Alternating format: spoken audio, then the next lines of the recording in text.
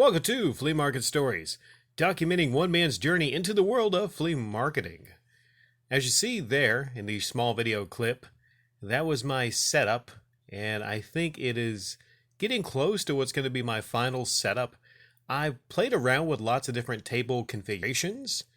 I've actually pulled that wooden table sideways and put two other smaller black tables to the corners, but that wasn't really as successful, I think, as the typical setup most people have, which is the long wooden table square centered there. So I had a couple additions, as you can see on that table. One is a really nice caddy that is almost perfectly sized for DVDs, which I would actually go to add on to this past show of Saturday. And I had a somewhat popular tub filled with ladies' bags. So there was quite a bit of ladies looking at the ladies' bags there. And you see, I've actually created folders. I went from having the cards loose to actually putting them in neat arranged folders. One of those folders was a Teenage Mutant Ninja Turtles movie, the first movie, the cards, not all of them, but all that I actually had collected in that folder. And I had another one that was the Ninja Turtles. It was actually some animal cards, I believe. So the title of this was something along the lines of selling the unsellables, and I actually did. I was a bit shocked. Now, the two unsellable items were 50 cents.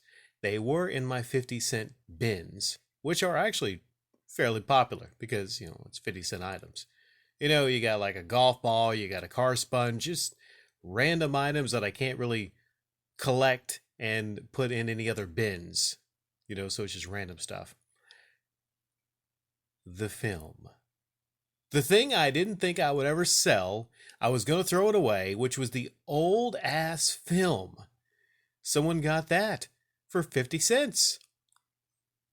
And then the other thing was definitely something I didn't think I would sell. A very basic, generic, not even like a really special looking vintage, just a basic, generic landline plug-in phone. Just is white. It's just very, meh. Someone picked it up, looked at me and said, "You only want 50 cents for this?" And I was going to actually joke and go like, "Well, since you said that, $2. No, but they got the phone, the landline phone and the film, which I was really tickled about. I mean, I don't know what it is. It's only 50-cent sales, but something about that just kind of like made my day there. What doesn't make my day is a kind of person I will signify as the, I don't know if there's a special name I can give it. The all talk, no buy. There's people that go by the table and they're just the glancers. They glance. There's people that go by the table and they will stop and look through your stuff, but they won't buy anything. Yeah.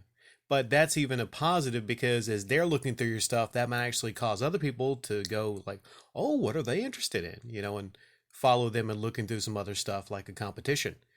And then there's people that come by your table all excited, like, they're going to buy something. It's just a question of like what, they want to buy something. It's an easy sell. And then there is the dreaded all talk, no buy. The person that just goes there to just talk about whatever is on their mind. Heaven help you if it's like politics. You can't get rid of those people quick enough.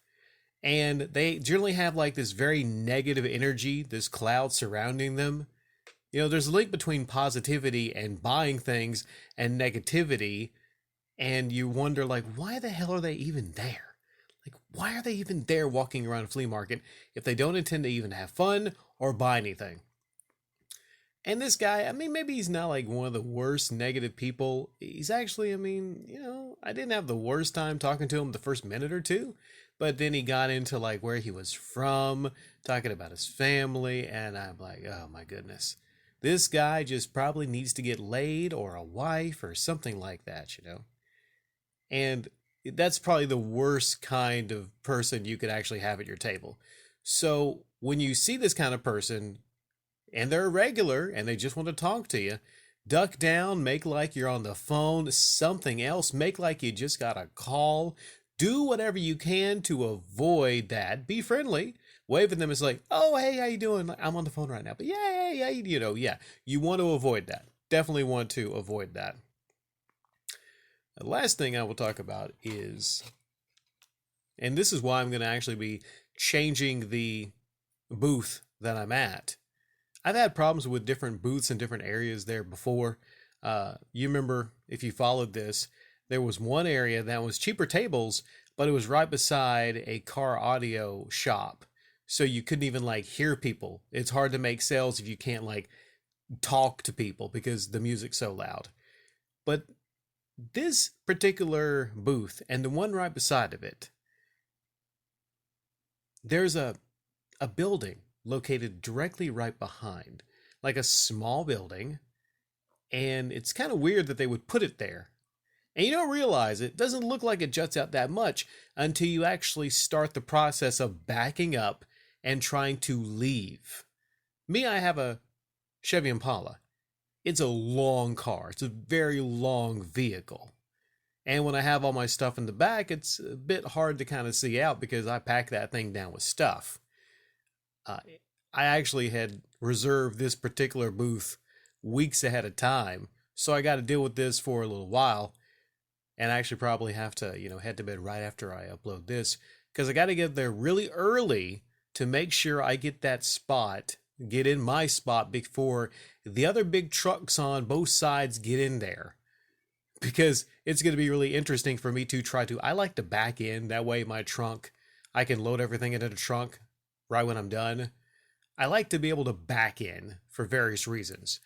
And if it's a situation where I wake up late and I don't get there late, then it's going to be tough to squeeze my huge Impala in between two bigger trucks.